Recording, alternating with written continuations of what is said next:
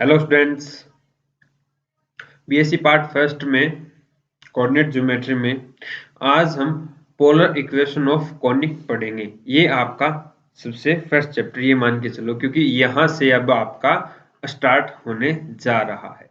तो सबसे पहले हम कॉनिक सेक्शन देखते हैं। तो 11th क्लास में आपके आता है कॉनिक सेक्शन, यानी कि कोई एक डायरेक्ट्रिक्स होती है, एक लाइन होती है और एक एक्स एक्सिस होगी और एक पॉइंट लेते हैं जिसको हम फोकस बोलते हैं, एस नाम दे दो इसको। और ये एक डायरेक्ट्रिक्स होती है और एक रिलेशन होता है कि वो पॉइंट का कलेक्शन जो यहां से जो दूरी है और उस पॉइंट की एस से जो दूरी है, यानी कि ये जो दूरी है, इनमें संबंध होता है कि ये दूरी इससे बड़ी है या ये दूरी इससे छोटी है या दोनों इक्वल है और या फिर जीरो है। तो तीनों केस में एक अलग अलग शेप बनती है, इलिप्स, पैराबोला और हाइपरबोला और सर्कल। ठीक है, वो इन दोनों पे डिपेंड करता है। तो इनके कॉमन पॉइंट्स, इनसे जाने वाला एक कोई जो करो होगा उसकी डेफिनेशन। ठीक है,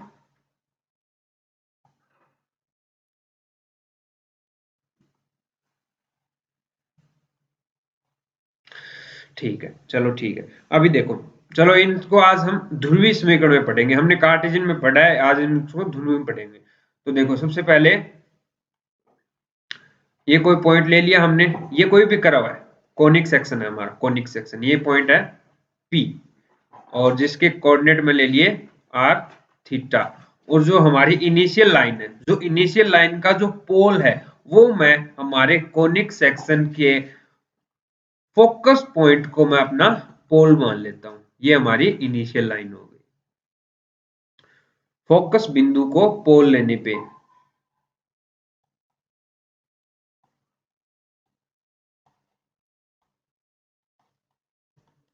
को जब ध्रुव मानते हैं, फोकस बिंदु को हम ध्रुव मानते हैं, इस केस में जो हमारी पोलर इक्वेशन बनेगी वो हम फाइंड करेंगे। समझ रहे हो?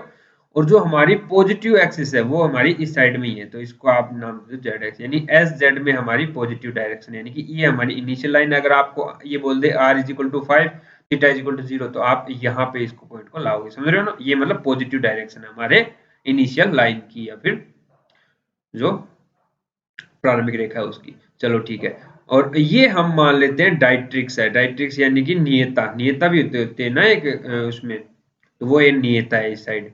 चलो ठीक है, अभी मैं कोई पॉइंट लिया कर्व पे P, जिसके कोऑर्डिनेट है r थीटा। r थीटा का मतलब O और S के बीच की दूरी r और बनाया गया एंगल कितना है? थीटा है।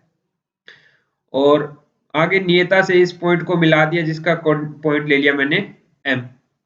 और सिमिलरली मैं एक, ये जो ध्रुव या फिर फोकस, दोनों एक ही बात है इस सिस्टम के लिए, क्योंकि ध्रुव को ही हमने पोल लिया है, सॉरी फोकस को ही हमने पोल लिया है। तो इस पोल से पास होने वाली परपेंडिकुलर लाइन खींच दो, जिसको हम बोलते हैं हमारे कॉनिक सेक्शन के लिए नाभिलंब बोलते हैं। इसको क्या बोलते हैं? नाभिलंब। इसको नाम दे दो एल, एल डैश।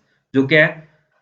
ये जो आरंभिक रेखा है, जो इनिशियल लाइन है, इसके परपेंडिकुलर है, इसको हम बोलते हैं नाभिलंब। नाभिलंब बोलते हैं। तो इससे लेके एस तक इसको मैं एल वैल्यू दे देता हूं, इतना। ठीक है, और इसको हम मिला देंगे हमारी नियता से, नियता से मिला दिया और इसको नाम दे दिया मैंने एन। इतना तो बिल्कुल बेसिक स्ट्रक्चर मैंने ड्रॉ किया, ये आपको आई थिंक समझ में आ गया होगा। और इसको भी कोई पॉइंट दे दो, नाम दे दो, कुछ भी नाम दे दो, जैसे पी, इसको रहने दो। यहाँ पे इससे एक परपेंडिकुलर एक लंब डालो यहाँ से यहाँ पे। ठीक है, और इसको नाम दो क्या? ओ दे दो। ठीक है, तो अब तक ठीक है। अभी देखो, हम कुछ डेरिवेशन करते हैं।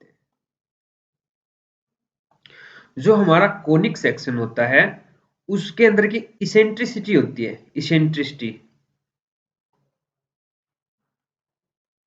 स्पेलिंग मिस्टेक हो सकती है, इसेंट्रिसिटी ई होती है, जो क्या होती है एसपी और पीएम का अंतर होता है, अनुपात होता है क्या,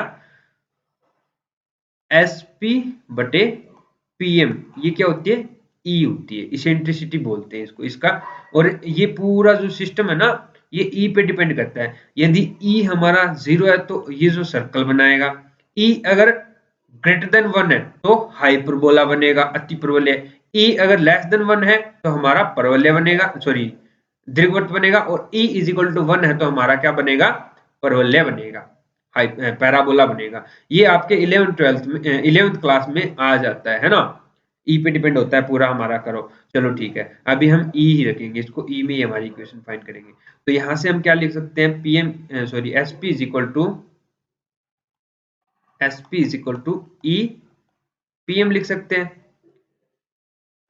पीएम। और पीएम को क्या लिख सकते हैं, PM is equal to OZ भी लिख सकते हैं ना, O Z, P M O Z equal है। और या फिर हम लिख सकते हैं S Z minus O S.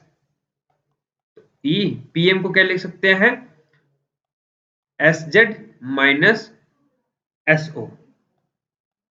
इतना आई थिंक आपको समझ में आ गया हो। क्या क्या मैंने एस जेड में से ये घटा दिया, कितना बचा, ओ जेड बचा। ओ जेड का मतलब क्या हुआ, पीएम हुआ, और पीएम को मैंने ऐसे लिख दिया। चलो ठीक है, अभी बात करते हैं इस वाले रेक्टेंगल की, यानी कि S L is equal to भी तो होगा ई एन, समझ रहे हो क्या, S Z is equal to E N होगा। सिंस देखो यहां पे जो रूल लगा है ना, इसके लिए जो रूल लगा वही तो इसके लिए भी लगेगा ना। ठीक है, तो क्या होगा, S L is equal to E L N. और एल एन इक्वल टू क्या है, एस जेड, तो इसको क्या लिख सकते हैं, ई एस जेड लिख सकते हैं। चलो ठीक है, अभी देखो यानी कि ई एस जेड, ये रहा ई इंटू एस जेड, इसको क्या लिखेंगे, ई एस जेड और माइनस ई एस ओ। तो E S Z is equal to तो एस एल आ गया, तो S P is equal to S L minus E S O. और एस एल की वैल्यू मैंने मानी है एल, देख लो एक बार, ये रही एस एल, इसकी लेंथ मैंने कितनी मान ली, एल मान ली, यानी कि अर्ध नाभिलंब की लंबाई है, अर्ध नाभिलंब की लंबाई is sorry minus E S O. अब ई एस एस ओ की वैल्यू फाइंड करेंगे, ये रहा एस ओ, ये हम ये ट्राइंगल ले लेंगे, इस ट्राइंगल से फाइंड कर लेंगे, ये ट्राइंगल था ना, तो ये एस ओ फाइंड करना है। ये वाला एंगल कितना है, थीटा है, ये वैल्यू कितनी है, आर है, आर ठीक है। तो हमें ये एंगल कितना है, थीटा है, तो हमें क्या फाइंड करना है, ओ एस। तो ओ एस क्या होगा, ओ एस यानी कि बेस, और कोस थीटा क्या होता है, cos theta is equal to base by perpendicular, base यानी कि ओ एस, परपेंडिकुलर यानी कि आर, तो ये इस साइड मल्टीप्लाई हो जाएगा, O S is equal to क्या आ जाएगा, आर कोस थीटा, ठीक है ना। तो ये वैल्यू यहाँ पे पुट कर दीजिए, S P is equal to, S P हमारा क्या है, आर है, देखना एक बार, एस पी क्या है, S P is equal to R है। तो R is equal to L minus E, तो एज इट इज, और एस ओ की वैल्यू आ गई R cos theta, R cos theta. तो आप इसको अदर साइड ले जाइए, इसको ना अदर साइड ले जाइए, और आर कॉमन ले लिए, आर कॉमन ले लिया मैंने, तो और यहाँ क्या बचा, 1 प्लस ई कोस थीटा, ई कोस थीटा, और इज इक्वल टू एल। तो यहां से आप क्या करोगे, आर को इधर डिवाइड कर दीजिए, तो L by R is equal to 1 plus E cos theta. यही हमारी कॉनिक सेक्शन की पोलर इक्वेशन होती है, polar equation of conic section बोलते हैं इसको, polar equation of conic section. समझ में आ गया ना। काफी इंटरेस्टिंग है। हाँ, प्लस एक बात ध्यान रखना, ये कब आई है, जब हमारा पोल ध्रुव था, क्या सॉरी जो हमारा पोल है वो फोकस था, when pole is focus point. अगर हमारा पोल चेंज होता रहेगा तो हमारा ये इक्वेशन चेंज होती रहेगी। अभी मान के चलो कि जो हमारी जो फोकस था ना, सॉरी जो पोल था वो फोकस पॉइंट ये है, बट उसकी डायरेक्शन चेंज होगी, यानी कि हम अदर साइड में पॉजिटिव डायरेक्शन ले रहे हैं उसकी, क्या ये ले लो, ये फोकस है एस, और ये इसकी डायरेक्ट्रिक्स है। अब मैं मानता हूं कि हमारा जो लाइन है, इनिशियल लाइन, वो इस डायरेक्शन में है, ओ जेड, ये रहा, ठीक है। तो इसमें नेगेटिव साइन आ जाता है, यह बिंदु P का, हाँ ठीक है। यदि प्रारंभ रेखा की धनात्मक दिशा एस जेड के स्थान पर जेड एस लें तो सांख्यों की समीकरण, इसमें नेगेटिव साइन आ जाता है बस, और कुछ नहीं। अगर हम डायरेक्शन इस साइड ले ली ना, इस साइड पॉजिटिव डायरेक्शन है, तो हमारे पास जो सांख्यों की इक्वेशन है वो नेगेटिव साइन आ जाता है, और कुछ नहीं है, बस 1 माइनस ई कोस थीटा आएगा, यदि हमारा जो डायरेक्शन है वो अपोजिट साइड में इस साइड हो तो, ठीक है। ओके, नेक्स्ट, अगर हमारा जो इनिशियल लाइन है वो चेंज हो, जैसे हमारा ये तो संकव है, और ये डायट्रिक्स है, और ये मान के चलो कि हमारी ऐसे इनिशियल लाइन जा रही है, ऐसे, ये फोकस मान लो ऐसे जो भी है, ठीक है। तो ऐसे इनिशियल लाइन जा रही है, और ये जो इनिशियल लाइन है इस पॉइंट के साथ, फोकस के साथ कितना एंगल बना रही है, अल्फा एंगल बना रही है, अल्फा एंगल बना रही है। तो इस केस में हम क्या करेंगे, ये देखो ऐसे, ये जो हमारी लाइन है ना, इनिशियल लाइन, और ये जो इनिशियल लाइन है वो फोकस के साथ कितना, ये देखो अल्फा एंगल बना रही है, ये अल्फा एंगल बना रही है, ठीक है। तो इस केस में हमारे पास जो आ, इसकी कॉनिक सेक्शन की जो इक्वेशन है वो थीटा माइनस अल्फा करना आपको, ठीक है ना। तो कॉनिक सेक्शन क्या हो जाएगा, इक्वेशन ऑफ कॉनिक सेक्शन, तो वो क्या आ जाएगी,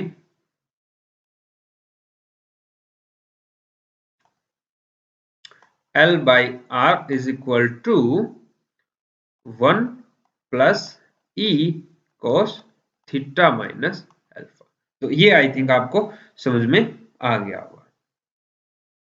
चलो अब इसके केस और डिस्कस कर लेते हैं कि E की वैल्यू क्या होगी। तो हमारे पास जो ये जो इक्वेशन है कॉनिक सेक्शन की, वो क्या क्या होंगी, ठीक है। तो हमारे पास कॉनिक सेक्शन की इक्वेशन तो क्या होगी, L by R is equal to 1 plus R, sorry E cos theta, ये हम जनरल इक्वेशन मान के चलते हैं, जब हमें कुछ भी नहीं दे रखा हो तो ये हम कॉनिक सेक्शन मानते हैं, ठीक है, इक्वेशन ऑफ कॉनिक सेक्शन।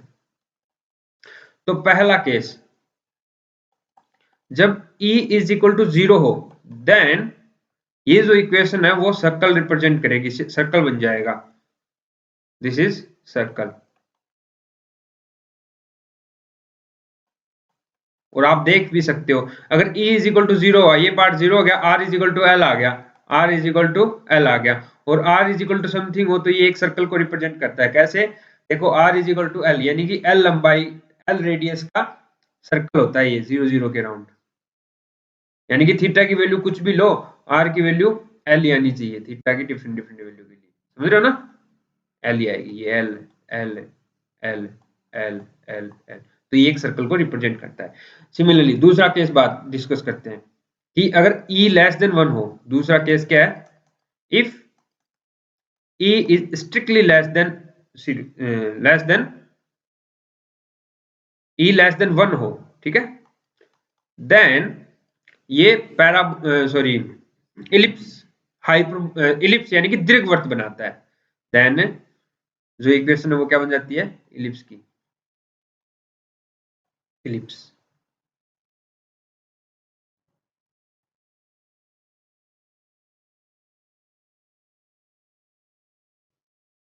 दीर्घ, मुझे भी ये वर्ड नहीं आता, दीर्घवत, ठीक है। और दूसरा तीसरा case, if a is equal to 1, अगर e की वैल्यू 1 हो तब उस केस में ये पैराबोला बन जाता है, then the equation is a parabola. Parabola, parabola को बोलते हैं परवलय, ठीक है, दीर्घवृत्त, दीर्घवृत्त। ओके, फिर आती है फोर्थ, यानी कि if a is strictly greater than 1 then hyperbola, parabola, अति परवलय। इनकी शेप तो ध्यान है ना, ये पैराबोला क्या किस टाइप का दिखता है, पैराबोला, इनकी मैं अलग अलग यहाँ से दिखा देता हूँ आपको। जो इलिप्स है वो तो एक अंडाकार शेप होती है ऐसी, ठीक है, और परवलय क्या होता है इस टाइप का, और अति परवलय क्या है, दोनों तरफ इस टाइप से वैल्यूज आती है, ठीक है, ऐसे कर्व बनता है। तो ये थी हमारी कुछ इंपॉर्टेंट कॉनिक सेक्शन और उनके डिवाइडेशन।